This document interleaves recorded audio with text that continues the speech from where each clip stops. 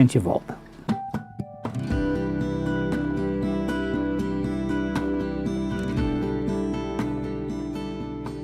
Humildade, a verdadeira grandeza.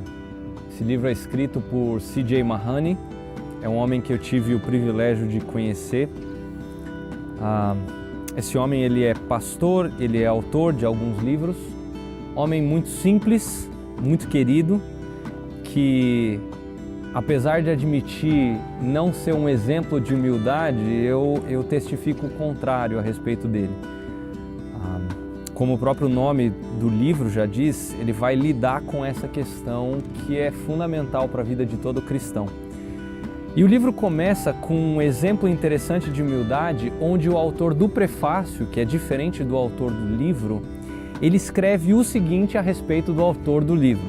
Ele diz assim: para mim, o melhor exemplo desse tipo de humildade é o fato que, após 27 anos servindo como pastor da igreja Aliança da Vida, ele, o autor do livro, decidiu passar seu cargo para mim. Eu tenho apenas 30 anos, enquanto C.J. Mahoney tem 51 e está, em minha opinião, no auge de sua vida e ministério. Esse livro ele é escrito por esse homem que luta com orgulho, como todo cristão luta, por alguém que entende o quão importante é a humildade para a vida do cristão.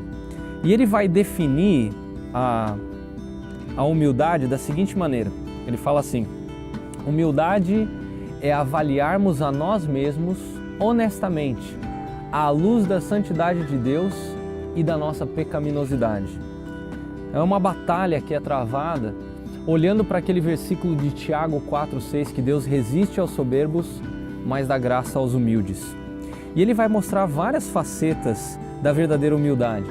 Ele vai mostrar como é que Deus enxerga e como que nós devemos perseguir a humildade na nossa vida, lançando fora o orgulho.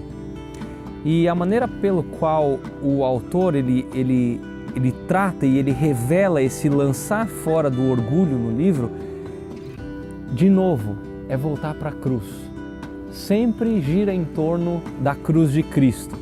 Como ele mesmo faz, citando John Stott, num determinado ponto do livro, ele nos diz assim: toda vez que olhamos para a cruz, Cristo parece dizer-nos: estou aqui por causa de vocês.